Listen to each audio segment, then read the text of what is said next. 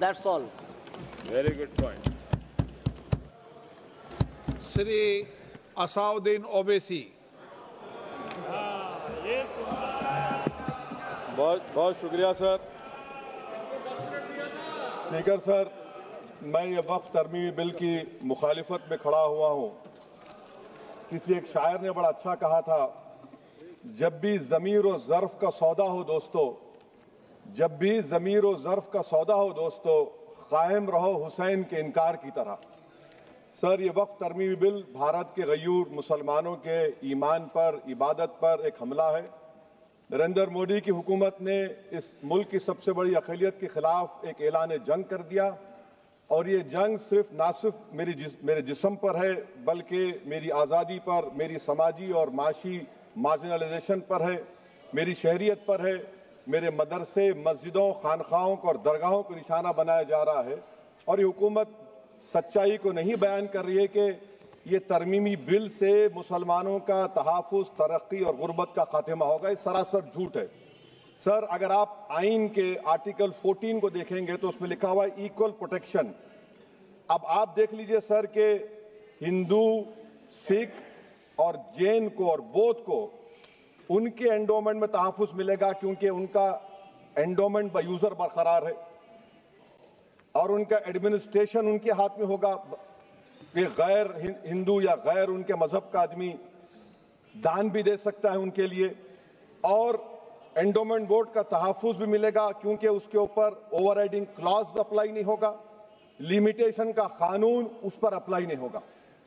उसके बरक्स ऑपोजिट आप देख लीजिए, मुस्लिम वक्फ को वक्फ बाय यूजर निकाल दिया गया। एक मुस्लिम वक्फ की जायदाद पर कब्जा होगा, लिमिटेशन लगेगा तो जो एनक्रोचर है, जो खाबिज है, वो रातों रात मालिक बन जाएगा और एक गैर मुस्लिम वक्फ बोर्ड को एडमिनिस्टर करेगा। ये आर्टिकल 14 के इक्वल प्रोटेक्शन का वायलेशन। अब आर्टिकल 14 में सर इक्वालिटी बिफोर लॉ भी है, और उसका कैसा वायलेशन हो रहा है कि कोई आर्बिट्ररी स्टेप नहीं ले सकता और कोई भी ऑफिशियल किसी भी तरीके से गलत आर्बिट्ररी फैसला नहीं लगा। यहां पर आप एक डेजिग्नेटेड ऑफिसर को रखकर वो फैसला लेगा कि ये जायदाद वक्फ की है, गवर्नमेंट की है।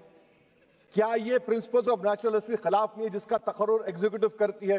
ये हमारे theory of separation of powers, Bharat के आइन का बेसिक स्ट्रक्चर का हिस्सा है। क्या इसका वायलेशन नहीं है?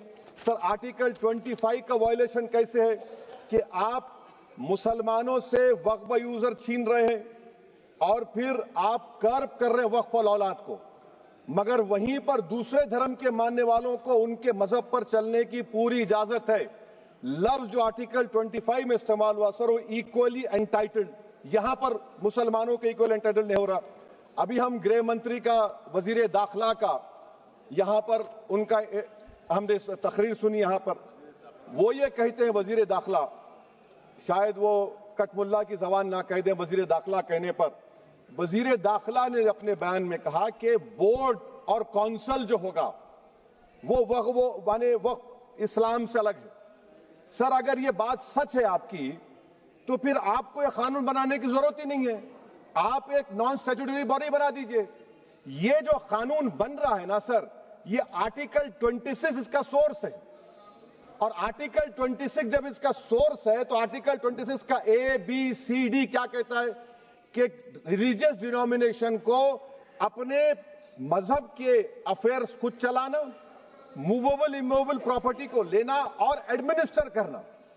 जब हिंदू धर्म को, बौद्ध धर्म को, सिखों को यह राइट दिया गया है, तो आप कैसे मुसलमानों से छीन रहे हैं? तो ये आर्टिकल 26 का ग्रेव वायलेशन है।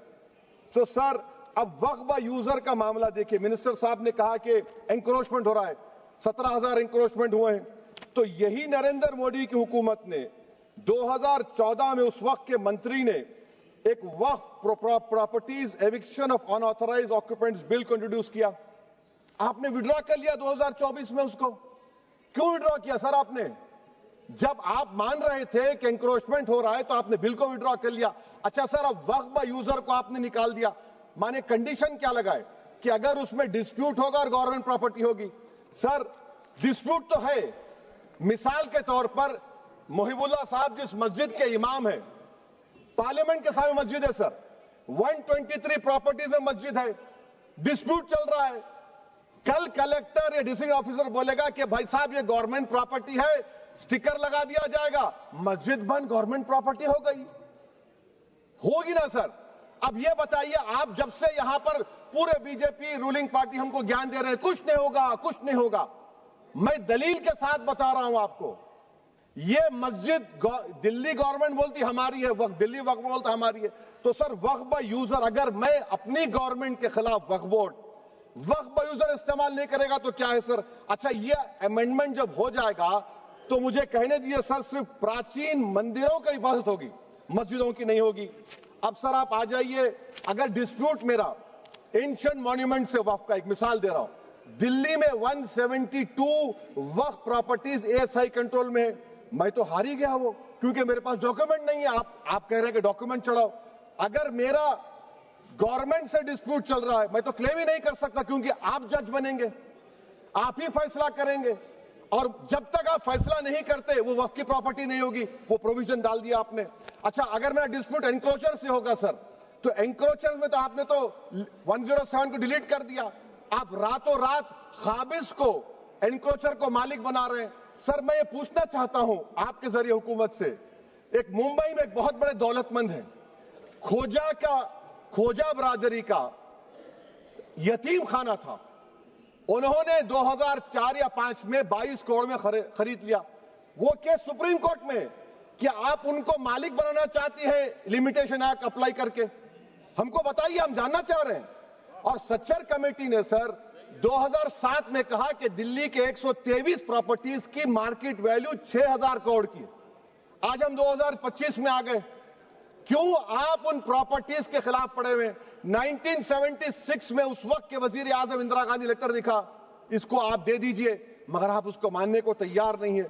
तो सर और एक जो झूठ फैलाया जा रहा है, management empowerment efficient development, sir this bill takes any management from the hands of Muslims, disempowers the waqf in comparison to any other stakeholder, takes away the efficiency of administration and hampers development. Waqf disempowerment in the name of efficiency, inefficiency is being created. The progress of development from pre-independence till today is sought to be destroyed. Sir अभी हमारे home minister साहब ने फजल पुकाया case का जिक्र किया। Sir मैं आपसे गुजारिश करूंगा कि होम मिनिस्टर जरा अच्छे लोगों को रखकर इंफॉर्मेशन ले। फजल पुकाया का ऑबिटर क्या है? इट इज ऑबिटर, वो रेशो डिसोडेंडाई नहीं है जो आपने कहा है। अच्छा सर, शेड्यूल ट्राइब के बारे में कहा, क्या शेड्यूल ट्राइब में मुसलमान नहीं होते? शेड्यूल कास्ट में नहीं होता मुसलमान, शेड्यूल ट्राइब में मुसलमान होता। तो क्या आर्टिकल 25 मेरा चला गया, आर्टिकल 26 चला गया, आर्टिकल 14 चला गया, 15 चला गया, 29 चला गया? लक्षद्वीप का एक मुसलमान एमपी है, क्या उसको राइट नहीं है क्योंकि ट्राइबल है? क्या कह रहे हैं आप? इस ऐवान को क्यों गुमराह कर रहे हैं आप शेड्यूल ट्राइब के नाम पर? सर और एक चीज जो आपको बता रहा हूं सर, अब आप जब आर्टिकल 26 से मेरा सोर्स है, तो आप सेंट्रल वक्फ काउंसिल में 22 में से 11 आप नॉन मुस्लिम को बना सकते हैं, रिलीजन न्यूट्रल आपने कह दिया, और आप बनाएंगे, क्यों बनाएंगे आप? स्टेट वक्फ बोर्ड में 7 नॉन मुस्लिम होंगे और 4 मुसलमान, क्यों होंगे? क्योंकि आप लॉ में 95 में डायरेक्ट मैनेजमेंट में ले सकते हैं 5 साल के लिए। आप वक्फ बाय यूजर को आप कलेक्टर डिस्ट्रिक्ट ऑफिसर बोलेगा ये वक्फ की प्रॉपर्टी नहीं है, तो वो वक्फ बोर्ड खामोश बैठ जाएगा, कुछ एक्शन ही नहीं लेगा, क्योंकि वो आपके प्यादे हैं। अच्छा, जब आप नॉमिनेट करेंगे सर मैं मोदी गवर्नमेंट के खिलाफ नो कॉन्फिडेंस ला सकता हूं, मगर वक्फ बोर्ड का चेयरमैन जो नॉमिनेट होगा उसके खिलाफ नो कॉन्फिडेंस नहीं ला सकते, हम बिल्कुल नहीं ला सकते। क्या मजाक है बताइए आप? ये डेमोक्रेसी है? नॉमिनेट भी स्टेट गवर्नमेंट करेगी, वो अगर डिक्टेटर बन जाएगा जैसा आज भारत में हो रहा है तो वो भी नहीं हटेगा। कम से कम यहां पर तो इलेक्शन है, वहां पर तो आप 5 साल झेलते रहो उसको। अच्छा सर, अब ये जो क्लॉज 11 और क्लॉज 9 आप 16AA से देखिए, where the qualification of the members of the board has been limited only to 3 categories contained in 14(1)(c). Intention is very clear that the majority is to be packed with non-Muslims. So who will defend my interests, sir? If I cannot depend on the state waqf board, central waqf council, which are going to comprise non-Muslims, this in itself is a clear violation of Article 26, 14 and 15, sir. अच्छा sir, CO पहले 95 act में था कि word मुस्लिम, आपने गायब कर दिया उसको। अरे आखिर क्यों इतनी नफरत है आपके लफ्ज मुसलमान से? अच्छा फिर क्या कह रहे हैं आप कि ये भी आर्टिकल 26 का वायलेशन है। सब जितने हिंदू धर्म के प्रॉपर्टीज हैं, सिख धर्म के हैं, बौद्ध के हैं और आपके जैन के, वहां पर उन्हीं के मजहब का ऑफिसर होगा। और कहां पर नहीं होगा? वक्फ बोर्ड में।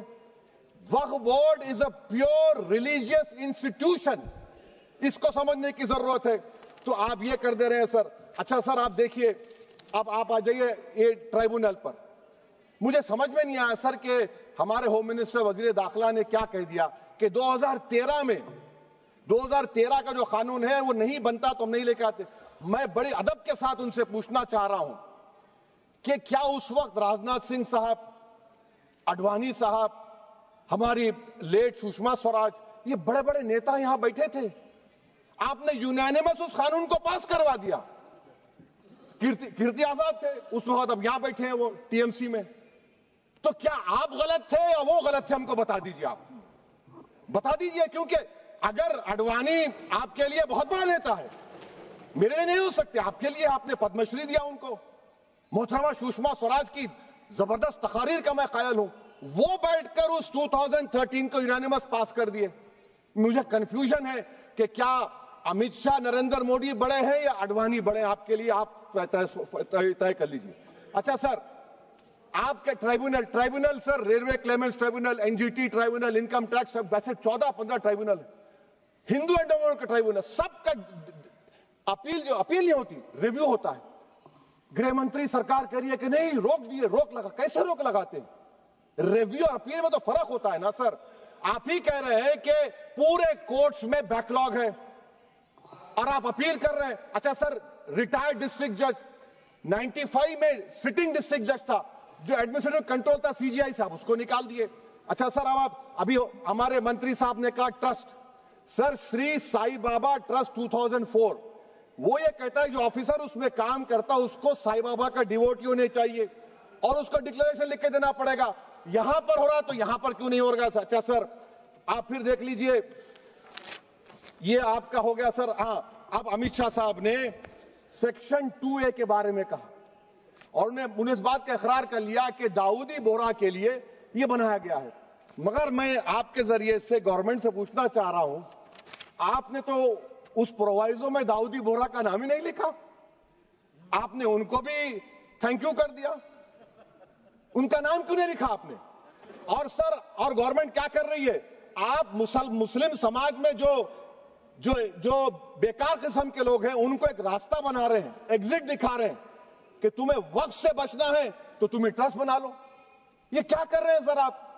कम से कम उन दाऊदी बोहरा को आप दे देते। अच्छा sir, clause 3V section 36 clause 18 देख लीजिए। Oral Waqf, oral appointment has sought to be discontinued even though it is recognized practice in Islam. Muslim personal law has recognized oral waqf and 1937 Shariat Application Act. Sir आप clause 39 पर आ जाइए। 5 साल के लिए मुसलमान। मैं किरण रिजिजू से पूछना चाहता हूं, सर दाढ़ी रखे तो मुसलमान प्रैक्टिसिंग है या क्लीन शेव आपकी तरह है? तो बताइए हमको, प्रैक्टिसिंग क्या होगा? अच्छा, किसी को पकड़ के मॉब लिंच कर दिया और बोले कि JSR का नारा लगाया, और वो JSR का नारा लगाया तो क्या मुसलमान रहेगा? नहीं रहेगा। या फिर देश के प्रधानमंत्री ने कहा था कपड़े देखकर पहचानो, तो क्या कपड़े देखकर आप कह देंगे? अच्छा, अगर कोई क्रिश्चियन हिंदू धर्म कबूल करता है तो क्या वो मंदिर को नहीं दे सकता प्रॉपर्टी? फिर भारत के संविधान में आर्टिकल 300 क्यों है सर? राइट टू इक्वालिटी क्यों है? फ्रीडम ऑफ रिलीजन क्यों है? 5 साल कहां से लाएंगे? अच्छा सर, और एक चीज सर, और एक चीज मैं आपको बोल के खत्म कर दूंगा सर।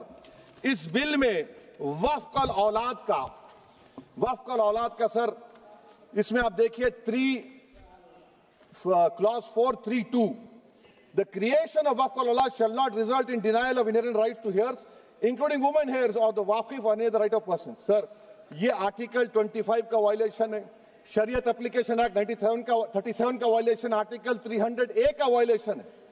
अच्छा, हिंदू धर्म में सेल्फ एक्वायर्ड प्रॉपर्टी को एक हिंदू, अब उसके फर्ज के 2 बच्चे हैं, वो एक को अपनी पूरी दौलत दे सकता है, कोई रोक टोक नहीं है। वो कहेगा नहीं मैं घर के बच्चों को नहीं दूंगा, मोहल्ले के गरीब को दे दूंगा, वो भी कोई रोक टोक नहीं है। वहां पर आपको बच्चों की फिक्र नहीं है। जब मैं अपनी प्रॉपर्टी को अल्लाह को मालिक बनाकर दे रहा हूं, आप कह रहे बच्चियों की फिक्र नहीं है। इतनी मोहब्बत आप बिल्किस बानो से दिखा देते तो आपके लिए दुआएं देती आपके लिए। तो सर आप दूसरी बात आप देख लीजिए सर, आखिरी बात कहकर मैं अपनी बात को मुकम्मल कर रहा हूं सर। नहीं मुकम्मल कर रहा हूं। स्पीकर साहब बहुत टाइम दे दिए। सर आप देखिए, इसमें अमित शाह साहब बोले कि इतनी प्रॉपर्टीज का कब्जा हुआ, चोरी हुई, ये हुआ। सर क्लॉज 2652A सेक्शन, अगर कोई प्रॉपर्टी बेचता है 2 साल की सजा थी, आपने क्या कर दिया, उसको 6 महीने कर दिया। नॉन अवेलेबल था, आपने अवेलेबल कर दिया। सेक्शन 40 की बात करते हैं। सेक्शन 40 में सर हमको जो ज्वाइंट वर्किंग कमेटी का जो नोट्स दिए, उसमें मिनिस्ट्री ऑफ माइनॉरिटी अफेयर्स ने कहा कि 30 साल में 515 केसेस सेक्शन 40 के, और सिर्फ 8 लोग कोर्ट को गए। वक्फ यूजर का कानून तेलंगाना आंध्रा में है, सेक्शन 40 का कानून तमिलनाडु 63 है, आंध्र प्रदेश में 43 है। और सर आप डायरेक्शन दे रहे हैं। अच्छा क्लॉज 4218B देखिए सर, आप रूल बना रहे हैं, कोऑपरेटिव फेडरलिज्म के खिलाफ है, इतना रूल बना रहे हैं। और आखिर में सर मैं आपको बताना चाह रहा हूं स्पीकर साहब, ये बिल का मकसद सिर्फ मुसलमानों को जलील और रुस्वा करना है, मुसलमानों को दूसरे दर्जे का शहरी बनाने का इनका मकसद है। सर अगर आप हिस्ट्री को पढ़ेंगे तो महात्मा गांधी उस वक्त के व्हाइट अफ्रीका में सफेद फार्म अफ्रीका के कानून को महात्मा गांधी ने कहा था कि ये मेरा कॉन्शियंस इसको मानता नहीं है, मैं इस कानून को कबूल नहीं करता हूं। तो महात्मा गांधी ने क्या किया, उन्होंने उस कानून को फाड़ दिया।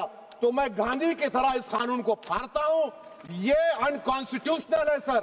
इस देश में झगड़े पैदा करने का काम बीजेपी करना चाहती है मस्जिद और मंदिर के नाम पर, इसीलिए मैं इसका कंडेम करता हूं। और मैं आपसे गुजारिश करता हूं कि मैंने अपने 10 अमेंडमेंट दी है, आप इसको कबूल करिए सर, मुझे बोलने का मौका दीजिए और उस पर डिवीजन का मैं डिमांड भी करूंगा। Thank you sir.